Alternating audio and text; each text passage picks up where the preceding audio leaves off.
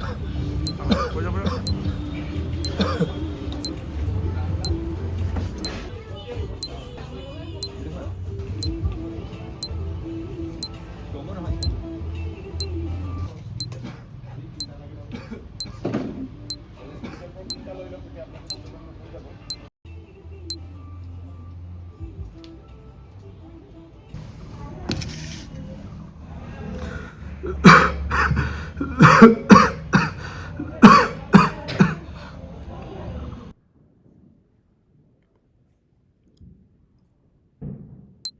এতিয়া যাওক পিছত আহিব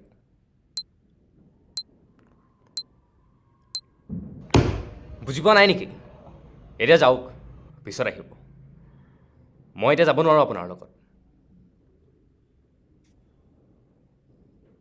চাওক মোৰ কাম এতিয়াও শেষ হোৱা নাই মোক আৰু অলপ সময় দিয়ক মই আপোনাক কথা দিছোঁ মই কাইলৈ আপোনাৰ লগত যাম ঘৰতে সৰু এখন দোকান আছে মোৰ ককা ঢুকালে কিন্তু দোকানখন আজিও দেউতাই ভালকৈ চলাই আছে ককাই হাতে বনোৱা গামোচা কিনিবলৈ মানুহ দূৰ দূৰণিৰ পৰা আহিছিল ককাৰ জীৱন দক্ষতাই দেউতাক শিকাই গ'ল আৰু দেউতাই মোক শিকাব খুজিছিল কামটো সৰু বুলি ভাবিছিলোঁ সেইদিনা মই সিদ্ধান্ত ল'লোঁ জীৱনত যদি ডাঙৰ মানুহ হ'ব খুজিছোঁ ঘৰৰ পৰা পলাব লাগিব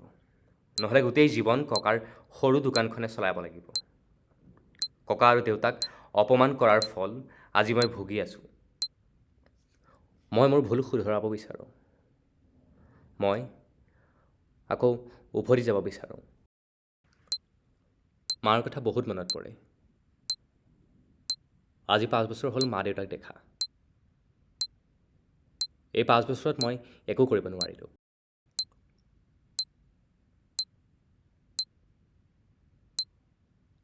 মদ ভাং চিগাৰেট